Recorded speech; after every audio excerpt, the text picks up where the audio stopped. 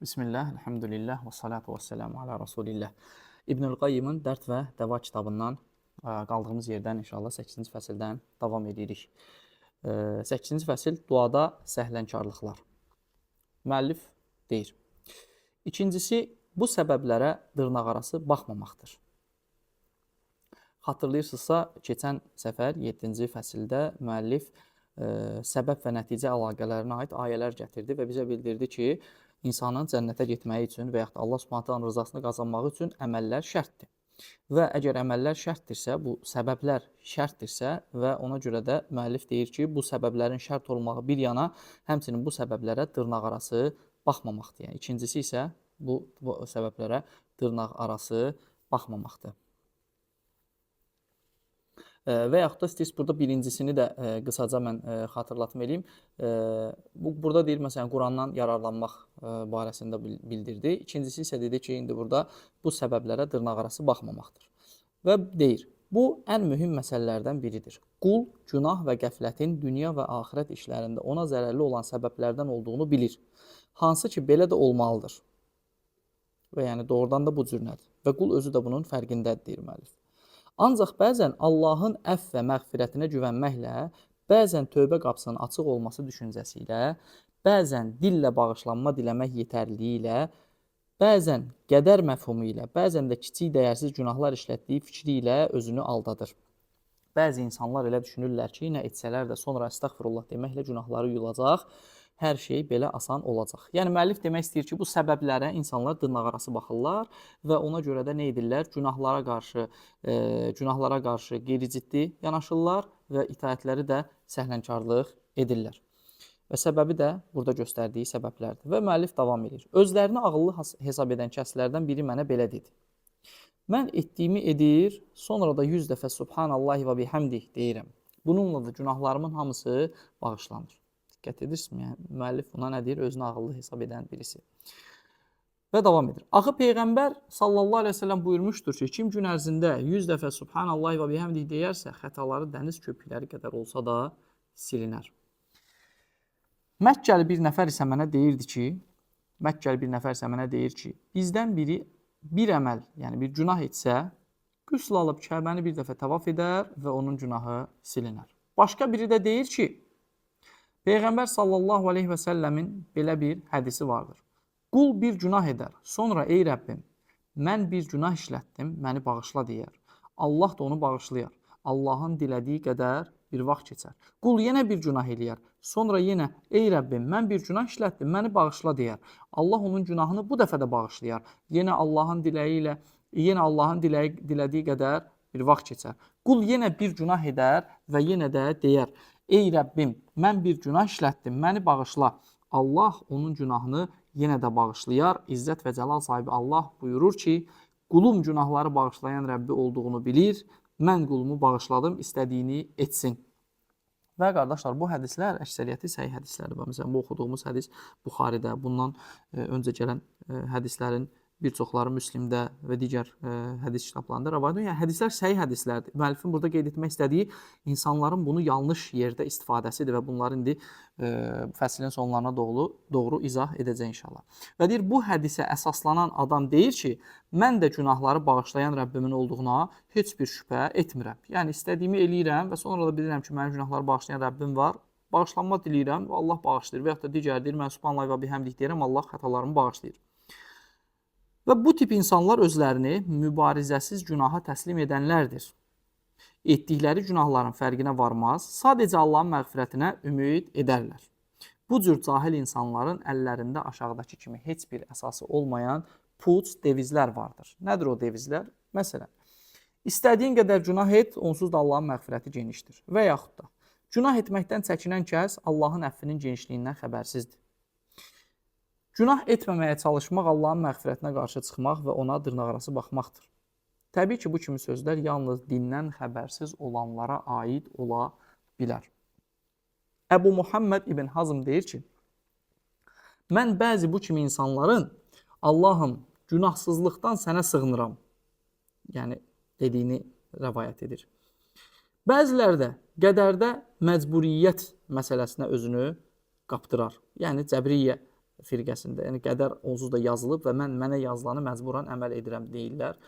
Və qulun heç bir ixtiyara və iradəyə sahib olmadığına, günahlar etməyə məcbur qaldığına, yəni günahların qədərin bir hissəsi olduğuna inanırlar. Yəni düşünürlər ki, Allah Taala yazdığı üçün onsuz da mən bu günahı edirəm və bundan heç cür qurtuluş yoxdur. Əməllərə diqqətsiz yanaşanlar, mürciyələrdə vardır ki, onlar imanın sadəcə Allahın təkliğini təsdiq etməkdən ibarət olduğunu qəbul edər və əməllərin imanla heç bir əlaqəsinin olmadığına inanarlar. Yəni bunlar da mürciyə tayfasında nə deyirlər? Deyirlər ki, sən nə əməl edirsən et, sənin imanın nədir? İmanın varsa bu kamildir onsuz da. Onların fikrincə ən itaətsiz insanın imanı Cəbrail və Mikail mələklərinin imanına bənzəyir. Belələri sadəcə kasıblara, qocalara və əməli salih insanlara yardım göstərməklə əsl imana sahib olduqlarına inanırlar. Güya əməli salihlərin qəbirlərini ziyarət edib onları şəfaətçi və Allaha yaxınlaşmaqda vasitəçi tutmaq və onların hörmətinə Allaha dua etmək əsl iman sayılır. Onlar necə də yanılırlar. Və bəli, müəllif burada bu firqənin əsas xüsusiyyətlərini bildirir ki, yəni bu insanlar imanın təməlini heçə sayıblar, hansı ki, şəriətdə heç bir əsli olmayan və ümumiyyətlə Quran-ı Kərimin bütövlükdə demək olar ki, tam çəkindirdiyi məsələlərə yönəldiklərini görərsən ki, yəni bunlar da nədir? Kimlərisə Allahla aralarında vəsilə qoşmaq, kimlərisə qəbirlərində onlardan şəfaət ummaq və yaxud da nəysə Allahın qadir olduğu və verə biləcəyi şeyləri onlardan istəmək və bəhanə qoymaq ki, bundan Allaha yaxınlaşırıq və s. Bu şəkildə nə edirlər? Bunu əsl iman sayırlar və deyir, onlar necə də yanılırlar. Bəziləri də ata-babalarının və sələflərinin nəyəsə qadir olduğu kimi bir puç inanca qapılırlar. Güya onların Allah qatında xüsusi mövqeyi var və dara düşdükləri zaman imdada gəlirlər. Bu hal daha çox şahlarda müşahidə olunur. Onlar çətin bir işin içinə düşdükləri zaman xilas olsalar, elə bilirlər ki, onu bu işdən atası və ya babası xilas etdi. Bu necə də cahil və nadan düşüncədir. Bu da yəni deyir, şahlar, padşahların nədir? Olmuş, qapılmış olduqları zəndir, düşüncədir. Bu Quran-ı Kərimdə də Firon timsalında da görsənir ki, yəni Fironun əcəb nə deyirlər ona, nəsli də, yəni nəsil nəcabətində belə deyək, onları ilah zənn edirlər. Və bəziləri də izzət və cəlal sahibi Allahın əzab verməyə ehtiyacı olmadığı düşüncəsi ilə özlərini aldadırlar. Yəni deyirlər, Allah Taala nəyinə lazımdır əzab versin. Lakin Quran-ı Kərimdə keçən dəfə də səhv etməsi bu ayəni oxumuşduq. Quran-ı Kərimdə Allah Taala deyir ki: "Mə yef'alullahu bi'adabikum." Doğrudan da bu ayətdir. Allah sizə əzab verməyi nə etsin ki? Allahın nəyinə lazımdır sizə əzab versin? Lakin bunun bir şərti var. İn şəkərtum və əməntum. Əgər şükr etsəniz və iman etsəniz şərti var. Və müəllif deyir, iddialarını bununla əsaslandırmağa çalışırlar ki, Allahın əzabı onun mülkündə heç nəyi artırmaz, mərhəməti də onun mülkündə heç nəyi azaltmaz. Bu düşüncə sahibləri hətta belə bir misal da çəkir. Mən Allahın mərhəmətinə möhtacam, o zənginlərin ən zənginidir. Əgər kasıb və miskin biri qapısından çay axan bir kəsə içməyə bir qurtum su üçün möhtacdırsa, axı ondan niyə əsirgəsin? Elə isə Allahın kərəmi və mərhəməti daha böyük və daha genişdir. Onun bağışlanması mülkündə heç nəyi azaltmaz kimi əzabı da heç nəyi artırmaz. Ümumiyyətlə, burada bir şey də vurğulayım, qardaşlar. Bax, bu müəllifin dediyi məsələlər var. Əslində, insan deyə bilər ki, əslində bu adamların dedikləri sözlər doğrudur. Həqiqətən Allah Subhanahu taala bağışlayandır, mərhəmətlidir və tövbəyə bu qədər sevinir və s. və ilaxır. Bunları insan niyə görə bəs burada biz bunları müəllif burada qınayır? Burada müəllifin qəsd etmiş olduğu əvvəlcədən günahı sərbəst şəkildə işləyib bu şeylərin üzərinə bina etməkdən söhbət gedir. Yəni bunu bilib günahı etmək və sonra bu düşüncədə olmağın belə deyək, qəflətindən və yaxud da yanılğısından bəhs edir müəllif. Və deyir, belələri Quran və sünnədə olan bəzi mətnləri oxuyub əsl mahiyyətini anlamadan onlara əsaslanarlar. Bəziləri, məsələn, Duha surəsindən, həqiqətən sənin Rəbbin sənə bəxş edəcək və sən razı qalacaqsan. Düzdür. Ayəsini deyir, oxuyub heç araşdırmadan Peyğəmbər sallallahu əleyhi və səlləmin öz ümmətindən heç kəsin odda yanmasına razı olmaz deyirlər. Yəni özlərindən belə bir ayədən qərar çıxardırlar. Buna böyük nadanlıq Peyğəmbər sallallahu əleyhi və səlləm haqqında deyilən nə çirkin yalandır. Peyğəmbər sallallahu əleyhi və səlləm izzət və cəlal sahibi olan Allahı razı salan hər şeydən razı qalar. Zalımları, fasiqləri, xainləri və böyük günah etməkdə qalanları cəzalandırmaq əlbəttə Allahı razı salar. Allahın elçisi sallallahu əleyhi və səlləm öz Rəbbinin razı olduğu şeylərə razı olmaya Bilərmi? Yəni əslində belə deyil təbii ki, deyir müəllif. Allah Subhanahu taala cəza lazım olanda cəza verir və yaxud da mükafat lazım olanda mükafat verir. Zalıma mərhəmət etmək heç sənə deyil, Allah Taala'nın razı qaldığı şey deyildir. Həmçinin onlar Allah bütün günahları bağışlayar. Bu da Zümər surəsində keçən ayədir. Zümər 53-də İnnallah yəğfiruzzunubə cəmiə. Allah Taala bütün günahları bağışlayar ayəsində əllərində rəhbər tuturlar. Yəni bu ayəsini də əllərində rəhbər tuturlar. Bu da nadanlıqdan başqa bir şey deyildir. Allaha şərik qoşmaq da bu ayənin əhatə etdiyi günahlar içərisindədir. Həqiqətən o günahların ən böyüyü, ən əsasıdır. Heç bir şübhə yoxdur ki, bu ayə tövbə edənlər barəsindədir. Həqiqətən Allah nə günah olursa olsun, tövbə edənin günahını bağışlayar. Əgər ayə tövbə edənlər barədə olmasaydı, onda əzab ayələrinin və tövhid əhlindən olanların şəfaətlə cəhənnəmdən çıxarılması haqda olan hədislərin bir hökmü qalmazdı. Yəni bu ayələr müəllif bildirir ki, tövbə edənlər, yəni günahı qəflətə düşdüyü zaman işləmək, qəflət deyildikdə nəzərdə tutulursa, cahillik nəzərdə tutulmur, bilməmək nəzərdə tutulmur. Yəni həmin an, həmin şuur, həmin içərisində olmuş olduğu ruh halı ilə o bir qəflət anıdır ki, o həmin anda Rəbbini unudur. Rəbbinin məğfirətini necə deyirlər, istifadə eləyir və yaxud da hansısa bir zənnlərə qapılır. Həmin anda unudur Allah Subhanahu taalanı və o günaha düşür və sonrasında peşman olur və tövbə edir. Və müəllif də deyir ki, bu ayələr onsuz da şirkə belə aiddir. Yəni kimsə bundan şirk üçün istifadə edə bilərmi ki, mən gedim Allaha şərik qoşum, onsuz Allah bütün günahları bağışlayar. Xeyr. Və bunu bildirir ki, o zaman deyir, hətta cəhənnəmdə müəyyən bir müddət, Allah hamını qorusun, əzab çəkib oradan çıxan möminlərin deyir o zaman onların haqqında gələn hədislərin də deyir bir hökmü qalmaz. Yəni bu onu göstərir ki, müəyyən insanlar müəyyən çəkdikləri bu dünyada etmiş olduqları əməllərə görə cəhənnəmdə nə edir? Cəzalar çəkəcəklər. Bu ayəni başqa cür başa düşmək elmsizlikdən və düşüncəsizlikdən başqa bir şey deyil. Burada Allah Taala ümumiləşdirilmiş və tövbə edənlər nəzərdə tutaraq bütün günahları bağışlayacağını bildirmişdir. Nisa surəsində olan başqa bir ayədə isə uca Allah günahlardan birini xüsusiləşdirmiş və buyurmuşdur. Şübhə yoxdur ki, Allah özünə şərik qoşanları əfv etməz, amma istədiyi şəxsin bundan başqa olan günahlarını bağışlayar. Allah Taala xəbər verir ki, ona şərik qoşmağı heç kimə bağışlamaz. Lakin digər günahları isə bağışlayar. Əgər bu ayə tövbə edənlər barədə olsaydı, onda şərik qoşmaqla digər günahlar arasında fərq qoymazdı. Yəqin ki, bu hissəsi aydın oldu. Yəni müəllif burada şirki Allah Taala'nın əsla əfv etməməsi onu göstərir ki, Allah Taala digər günahları əfv edə bilər, əfv etməyə də bilər. Amma şirki isə əsla əfv etməz. Və bu ayələr ona görə deyir ki, nədir? Tövbə edənlər barədə olsaydı, o zaman şirk qoşmaqla digər günahlar arasında heç bir fərq qoyulmazdı bu barədə. Yəni, deməli, şirk məsələsində də tövbə keçərlidir, digər günahlarda da tövbə keçərlidir. Lakin tövbəsiz ölən insanlarda şirk məsələsi əsla bağışlanmır, digər günahlar isə Allah Subhanahu wa Taala'nın mərhəmətinə qayıdır.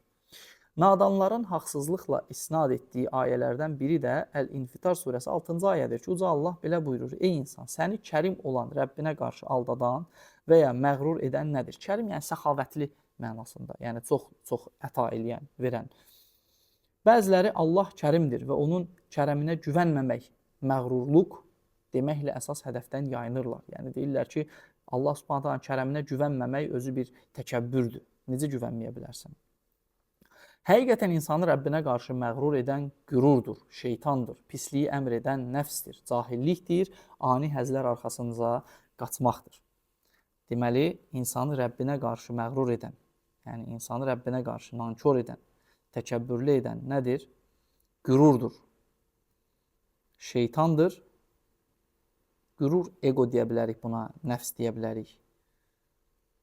Özünü sevmə deyə bilərik, özünü üstün tutma deyə bilərik. Şeytandır, pisliyi əmr edən nəfsdir və cahillikdir. Bir də ani həzlər arxasında qaçmaqdır.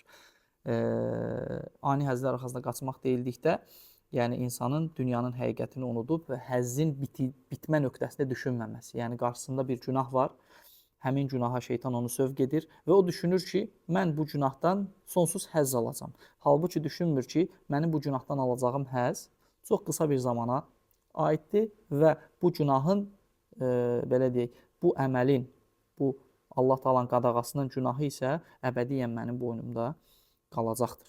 Yəni bunu insan həmin anda düşünə bilmir. Bu səbəbdən də nə edir? Rəbbinə qarşı məğrurluq etmiş olur. Və deyir ki, uca Allah özü haqqında Kərim dedi. Həqiqətən o layiq olanlara və qürur göstərməyənlərə mülayim olan kərəm və əzəmət sahibidir. Hər kim qürur etmədən buyurulanlara layiqincə riayət etsə, onun kərəmindən öz nəsibini alar. Ha belə onlar Leyl surəsindən ayə deyir. Ora ancaq azğın vasil olar. O kimsə ki, haqqı yalan sayar, imandan da üz döndərər. Və yaxud da kafirlər üçün hazırlanmışdır. Yəni cəhənnəm haqqında Allah Subhanahu deyir: "O iddət lil kafirin." Cəhənnəm kafirlər üçün hazırlanmışdır. Ayətini oxuyaraq özlərini deyir aldadırlar. Aldanmış kəs mən sizi alovlanan bir atəşlə qorxutdum ayəsini oxuduğu zaman anlamaz ki, bu cəhənnəmin təbəqələrindən bir təbəqədir. Lap bütün cəhənnəm nəzərdə tutulsa, Allah Taala daxil olar, yox, vasil olar deyir. Vasil olmaqla daxil olmaq arasında məna fərqliliyi var. Vasil olmaq daha konkret məna daşıyır. Həmçinin növbəti ayəni də oxuyub dərindən düşünmək lazımdır və bilinməlidir ki, kimsə cəhənnəmdən uzaqlaşdırılacağına əmin deyildir. Cəhənnəm kafirlər üçün hazırlanmışdır ayəsi. Ayəsinə gəlincə, Allah Taala digər bir ayədə cənnət barədə deyir ki, müttəqilər üçün hazırlanmışdır. Əl İmran surəsi 133-də. O iddət lil muttəqin deyə buyurur. Cəhənnəmin kafirlər üçün hazırlanması o demək deyil ki, ora günahkarlar və zalimlar girməyəcəklər. Yəni, müsəlman olub günahkar və zalim olanlar girməyəcəkdir. Həmçinin cənnətin də müttəqilər üçün hazırlanması o demək deyil ki, ora qəlbində zərrə qədər iman olan, lakin heç bir xeyir əməl sahibi olmayan kəs girməyəcəkdir. Həmçinin bəziləri Aşura və ya Ərəfə günündə tutulan oruca bel bağlayır və özlərini bununla aldadırlar. Deyirlər ki, Aşura gününün orucunu tutsan il boyu etdiyin bütün günahlar bağışlanar. Ərəfə gününün orucunu isə artıqdan savab yazılır. Yəni, düşünün, bunlar nə fikirləşirlər? Deyirlər ki, Aşura gününün orucu onsuz da nədir? Bir il etdiyin günahları bağışlayır. Deyir, bunu tutursan, günahların sıfırlanır. Ərəfə gününün orucunu tutduqda isə sən hələ bonus əlavə savab qazanmış olursan. Ağılsızlar bilmirlər ki, Ramazan ayının orucu və 5 vaxt namaz Ərəfə və Aşura günlərinin oruclarından daha böyük və daha savablıdır. Yəni, hətta Ramazanın bircə günü belə ömür boyu tutacağın Ərəfə günü və Aşura günlərinin savablarından daha üstündür. Niyə görə? Çünki biri fərzdir ki, Allah Rasulü Aleyhisselatü Vesselamın nəql etdiyi hədisdə Allah Subhanahu taala açıq şəkildə nə deyir bizə? Deyir ki, qulum mənə fərz ibadətlə yaxınlaşdığı üçün başqa heç bir şeylə yaxınlaşmır. Yəni, ona görə əsla bir insan bu cür müqayisə etməsi doğru deyil. Əlbəttə, Ramazanın bir gününü belə oruc tutmaq daha əfsəldir. Nəinki ömür boyu nafilə oruc tutmaqdansa o daha önəmlidir. Çünki sən ömür boyu nafilə oruc tutmasan, Allah Subhanahu taala heç bir hesab verməyəcəksən. Lakin Ramazanın tutmadığın hər bir gününə görə sən əslində səni bir əzab gözləyir. Allah Subhanahu taala rəhm etməsi istisnadır. Və deyir ki, Ərəfə və Aşura günlərinin oruclarından daha böyük və daha savablıdır Ramazan orucu. İnsan böyük günahlardan çəkinsə, Allah onun bu ibadətlər arasında etdiyi kiçik günahlarını da bağışlayar. Necə ki, Allah Subhanahu taala özü Qurani-Kərimdə buyurur ki, İn tectenibu kebaira ma tunhauna anhu nukaffir ankum sayyiatikum və nudkhilkum mudkhalan kerima. Əgər sizə qadağan olunan böyük günahlardan çəkinsəniz, Allah Taala sizin təqsirlərinizdən, yəni kiçik günahlarınızdan keçər və sizi gözəl bir yerə daxil edər. Yəqin ki, cənnəti Allah Subhanahu taala nəzərdə tutur. Vallahu a'lam. Və müəllif buyurur: 2 Ramazan və 2 cümə arasındakı vaxt böyük günahları tərk etmədən kiçik günahların bağışlanmasına vəsilə olmaz. Yəni, bir insan 2 Ramazan arasındakı günahları bağışlanılır. Yəni, 2 Ramazan bilirsiniz arasındakı günahlara kəffarədir. 2 cümə arasındakı günahlara kəffarə. Yəni, digər bir cüməyə getdinsə, bu 2 cümənin arasındakı günahlar bağışlanır. Amma müəllif deyir ki, bu çox önəmli şərtdir. Ki, əgər bu insan istəyirsə ki, onun buradakı kiçik günahlarına kəffarə olunsun, bağışlansın, hökmən o insan böyük günahları tərk etmiş olmalıdır. Hökmən o insan böyük günahları tərk etmiş olmalıdır və insanların çoxsunun bu məsələdə belə deyək, məlumatı yoxdur ki, əslində kəffarələr deyildikdə, ümumiyyətlə bütün kəffarələr babında kəffarələr deyildikdə ilk nəzərdə tutulan nədir? İnsanların kiçik günahları, yəni bütün o kəffarələr, filan şey kəffarədir, filan şey kəffarədir, filan şey kəffarədir. Bunların hamısı nədir? Əslində hər biri nədir? Bunların hər biri kiçik günahlar üçün nəzərdə tutulmuş kəffarələrdir. Və deyir ki, kiçik günahların bağışlanması yalnız bu iki işin bir yerdə olması ilə mümkündür. Yəni, sən böyük günahlardan uzaq duracaqsan və bu kəffarə əməllərini yerinə yetirəcəksən. Elə isə indi necə ola bilər ki, bir günün nafilə ibadəti qulun davamlı etdiyi və tövbəsiz qaldığı böyük günahları silsin? Bu qeyri-mümkündür. Ərəfə və ya Əşura gününün orucları ilə orucları il boyu edilən bütün günahların bağışlanması ola bilməz. Buyurulan məqamın şərtləri və əngəlləri vardır. Qulun böyük günahlar etməsi və ondan əl çəkməməsi bağışlanmanın şərtlərini pozan əngəldir. Əgər qul böyük günahlardan çəkinsə, bu onun kiçik günahlarının bağışlanmasına yardımcı olar. Ramazan və 5 vaxt namaz da böyük günahlardan çəkindirməklə Ramazan və 5 vaxt namaz da böyük günahlardan çəkinməklə birgə kiçik günahların bağışlanmasına kömək edir. Əgər böyük günahlardan çəkinən insandırsa, Ramazan və 5 vaxt namaz da nədir? Onun kiçik günahlarının bağışlanmasına köməklik edir. Allah Teala buyurur: əgər sizə qadağan olmuş böyük günahlardan çəkinsəniz, biz də sizin qabağınızdan keçərik və sizi kiçik günahlarınızı bağışlayarıq. Nisa surəsi 31, bayaq oxuduğumuz ayəni. Kiçik günahların bağışlanmasının səbəblərindən birini edib digərini buraxmaq olmaz. Hər iki səbəbi etməklə kiçik günahların bağışlanılması daha zəmanətli və daha mükəmməl olar. Yəni, zəmanət altına almış olarıq. Bəziləri Peyğəmbərin sallallahu aleyhi və səlləm Rəbbindən nəql etdiyi hədisə isnad edirlər. Belə ki, qüdsi hədisdə Allah-u Teala buyurdu: mən qulumun hüsnü zənnindəyəm. Mənim barəmdə istədiyini düşünsün. Hədisin mənası budur ki, yəni Allah Taala deyir ki, qulumun, yəni mənim barədə nə cür zəndədirsə, mən də ona o cürəm. Yəni qulum mənim haqqımda düşünürsə ki, mən onu bağışlayaram, mən onu bağışlayaram. Və yaxud da düşünürsə ki, mən onu əzab edərəm, mən onu əzab edərəm. Bu hədisin mənası, hərfi mənası, yəni budur. Və sonra deyir ki, güya bununla o nəzərdə tutulur ki, Allah qulun ağlında olduğu müddətdə Allah onun etdiklərinin əsl icraçısıdır. Yəni bunu fikrində tutubsa, o nə edirsə, onu eləyən əslində Allahdır deyir. Heç şübhəsiz ki, hüsnü zənn xeyirxahlıqla olur. Xeyirxah kimsə fikirləşir ki, Rəbbi onu edəcəyi xeyir əməl müqabilində mükafatlandıracaq. Çünki Allah vədinə xilaf çıxmaz və qulun tövbəsini qəbul edər. Böyük günahlar işləyən və zülm edən kəsə gəlincə, günahlar, zülm və Allah itayətsizlik onu Rəbbi barədə hüsnü zənnə yaxşı düşünməyə mane olur. Bu, göz qabağındadır. Yəni, müəllif bu açıq şəkildə demək istəyir ki, əgər bir insan salih əməllər işləyirsə, Allah Subhanahu taala razı salacaq əməllər işləyirsə, istər-istəməz o qulun Rəbbi haqqındakı zənni odur ki, mən əlimdən gələni elədim, Rəbbim də bağışlayandır, məni bağışlayar. Və Allah Taala bu hədisidir, bura aiddir qüdsi hədisi. Və digər bir tərəfdən bir insan əgər nəfsində də görürsə ki, bu etdiyi pis əməldir, zərər verir, Allah Taala'nın hədlərini pozur, günahlar işləyir, ibadətlərini, fərz olan, vacib olan ibadətlərini tərk edir və o insan da artıq qəlbinin dərinliyində bilir ki, o insan Allah Subhanahu taala ilə münasibəti yaxşı deyil və Allah Subhanahu taala ona çox güman ki, əzab edəcək. Necə ki, bir sahabə gəldiyi zaman Peyğəmbər sallallahu əleyhi və səlləmin yanına Allah Rəsulü sallallahu ona deyir ki, sanki sən məndən xeyir və şər sorsan və orada Allah Rəsulü sallallahu ona gözəl bir şey deyir, qəlbindən soruş. Yəni sənin qəlbi və xoş gəlirsə, qəlbində buna bir rahatlıq, razılıq tapırsansa, deməli bu yaxşı əməldir. Və yaxud da insanlar bunu yaxşı görürsə, bu yaxşı əməldir. Yox, amma qəlbində narahatçılıq varsa, deməli bu nədir? Pis əməldir. Və sən artıq qəlbində yəqin etmisən ki, sənin etdiyin əməllər yaxşı deyil və sən artıq Allah haqqında səni əzab edəcəyi zənnindəsən. Və Allah Taala bu hədisdə demək istədiyi budur, deyir müəllif. Və deyir, bu göz qabağındadır. Allahın itaətindən çıxmış günahkar qul heç vaxt Rəbbinə görə yaxşı şeylər fikirləşməz, ağlında həmişə pislik dolaşar. Pislik etmək duyğusu heç vaxt yaxşılıq etmək duyğusu ilə uyğunlaşmaz. Günahkar insan günah etdikcə daha da azğınlaşar. İnsanların ən təmiz niyyətlisi Rəbbinə ən layiqli ibadət edənidir. Yəni o təmiz ibadət, təmiz niyyətli olan, hüsnü zəndə olan kəs odur ki, Rəbbinə layiqli şəkildə, yəni gücünün çatdığı qədər nə edir? İbadət edir. Həsən Əl-Bəsri demişdir: mömin Rəbbi barədə yaxşı zəndə olar, buna görə də yaxşı işlər görər. Günahkar isə Rəbbi barədə pis zənnə düşər, buna görə də pis işlər görər. Biraz öncə dediklərimizin başqa bir ifadəsidir. Necə ola bilər ki, insan Rəbbinin itaətindən üz döndərə, onun qadağa və əmrlərinə fikir verməyə, onu qəzəbləndirən şeylərdən xəbərsiz ola və bunlara görə hər zaman lənətinə məruz qala, ancaq onun barəsində yaxşı zəndə ola. Yəni bu əlbəttə ki, düşünülə bilməz ki, yəni, bir insan təsəvvürünə Rəbbindən üz döndərib, onun qadağalarına əhəmiyyət vermir, onu qəzəbləndirən şeylər edir, itaətini də yerinə yetirmir və fikirləşir ki, Rəbbim məni bağışlayar. Bu, ağla zidd olan bir düşüncədir, müəllifin də dediyi kimi. Və necə ola bilər ki, aşkar şəkildə dinə düşmənçilik bayrağını qaldıra, Allahın dostlarına düşmən, düşmənlərinə isə dost ola, Allahın və elçilərinin vəsf etdiyi Allahın məxsus mükəmməl ad və sifətləri inkar edə və bu inancı batil və puç adlandıra, amma Rəbbi üçün yaxşı zəndə ola. Allah barədə yaxşı zəndə olan insan necə düşünə bilər ki, Allah danışmır, əmr və ya qadağan etmir, razı qalmır və ya qəzəblənmir.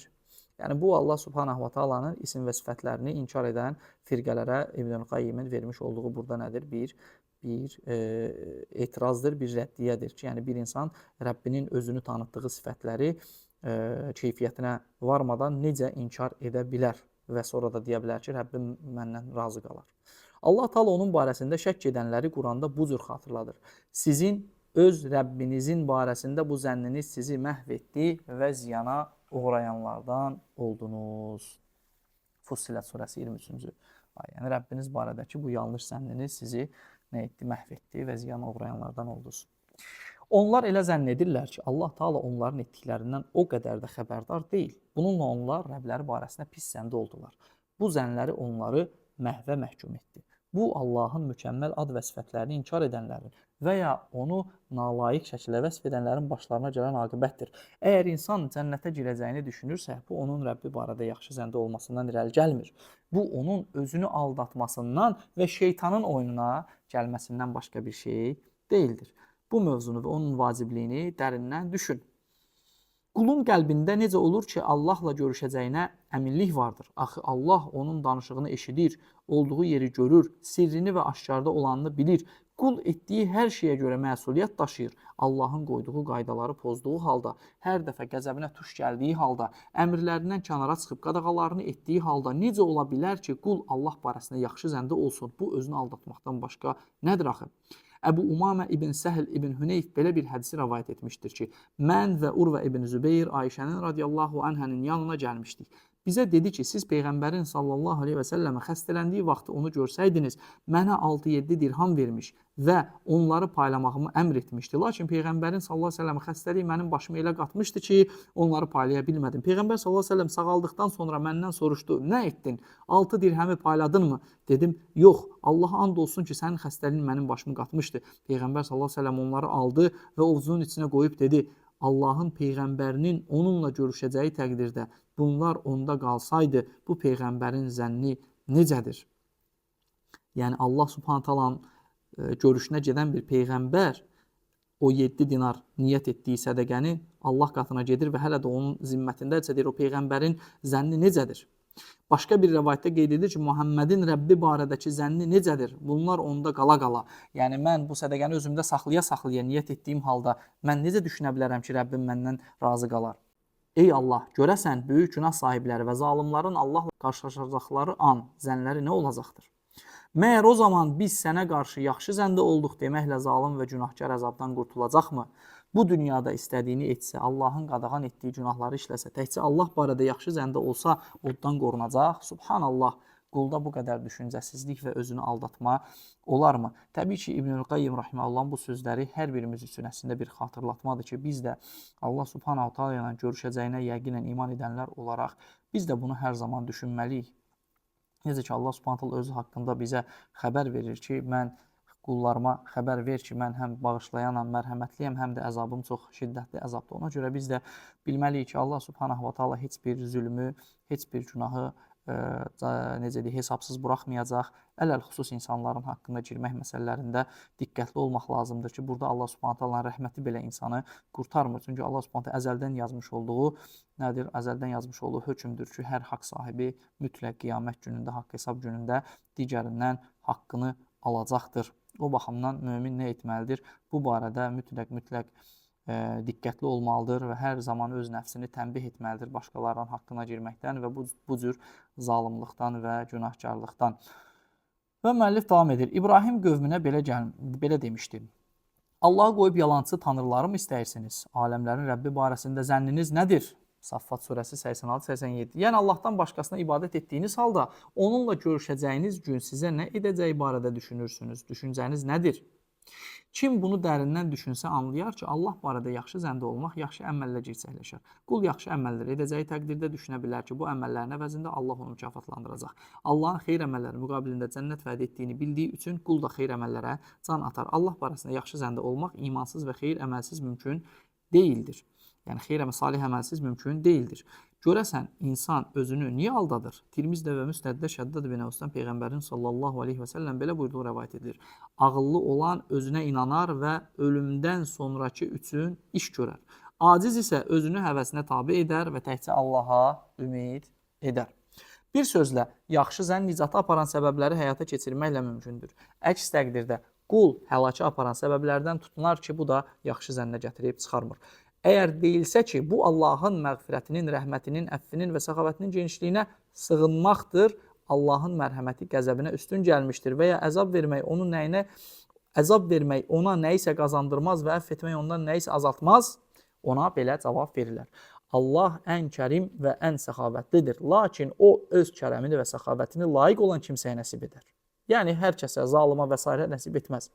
Ha belə Allah hikmət, izzət, intiqam və qüdrət sahibi kimi də vəsf olunur. Yəni, Quran-ı Kərimdə Allah Subhanahu özü haqqında bu sifətləri də bildirir. O, əzaba layiq olana əzab verər. Əgər onlar deyən kimi olsaydı, onda xeyirxahla bərabər günahların da, möminlərlə bərabər kafirlərin də, Allahın dostu ilə bərabər düşməninin də aqibəti eyni olardı. Bu günahkarların və günahkarlığın mənafeyinə olan bir düşüncədir. Allahın qəzəbinə və lənətinə məruz qalmağın, onun halal və haram buyurduqlarını heçə saymağın cəzasız qalacağını düşünənlər əsla Allah barədə yaxşı zəndə olmaq, günahlarına görə peşmançılıq çəkib, tövbə edən, günahlarını xeyir əməllərlə əvəzləyən və qalan ömrünü xeyirxahlıq və Allaha itaətlə keçirən qullara aiddir. Gerçək hüsnü zənn, Allah barədə yaxşı zəndə olmaq, bax budur. Birincisi isə özünü aldatmadan başqa bir şey deyildir. Allah yardımcımız olsun. Bu fəslə çox yer verdiyini düşünmə. Çünki bu mövzu hər kəs üçün çox vacibdir. Allaha gerçək hüsnü zəndə olmaqla özünü aldatmaq arasında çoxlu fərqin olduğunu anlamaq zəruridir. Allah Taala buyurur: həqiqətən Allaha iman gətirənlər, köçüb gələn və Allah yolunda cihad edən kimsələr Allahın mərhəmətinə ümidvardırlar. Allah bağışlayandır, rəhm edəndir. Allah kafirləri və fasiqləri deyil, buyurduğu sifətə malik olanlara Allahın mərhəmətinə ümid edə biləcəkləri açıq şəkildə bildirir. Başqa bir ayədə isə Uca Allah belə buyurur: fitnəyə məruz qaldıqdan sonra hicrət edənləri, daha sonra cihad edib səbr edənləri isə bunlardan sonra Rəbbin şübhəsiz ki, bağışlayandır, rəhm edəndir. Allah Taala bildirir ki, bu əməlləri edən kəslərə qarşı Allah bağışlayan və mərhəmətlidir. Aqil insan nəyə ümid edəcəyini yaxşı bilər, özünü aldadan cahil isə boş-boş ümidlərə qapılar. Burada qardaşlar, qısaca bəzi ayələr var. Bəlkə də gələcək bölümlərdə müəllif onları bildirəcək. Əslində, Quran-ı Kərimdə bu mövzu ilə bağlı açıq-aşkar ayələr vardır ki, Allah Subhanahu taala açıq şəkildə deyir ki, biz Allahdan qorxanlarla günahkarları eyni mi tutarıq deyir. Əfənəcəlül musliminə kəl-mücrimin, biz möminlərlə günahkarları eyni mi tutarıq deyir Allah Taala. Siz necə də deyir, pis bir hökm verirsiniz. Bu mövzuda Yunus surəsində də bu barədə bir ayə var. Ondan sonra bir çox başqa surələrdə də Allah Subhanahu taala bu barədə ayələr bildirir. Bəlkə də gələcəkdə gələcək. Yəni bu çox açıq məsələdir. Quran-ı Kərimin zahirində də Allah Taala əsla və əsla mücrimlərlə, günahkarlarla möminləri eyni tutmayacaqdır. Və yaxud da Yunus surəsində, yoxsa Cəsiyə surəsində apaçıq şəkildə Allah Subhanahu taala Cəsiyə surəsində apaçıq şəkildə Allah Taala deyir ki, yəni istər dünyalıqları olsun, dirilikləri, istər ölümləri olsun, siz necə düşünə bilərsiniz ki, biz möminlərlə günahkarları eyni tutacağıq.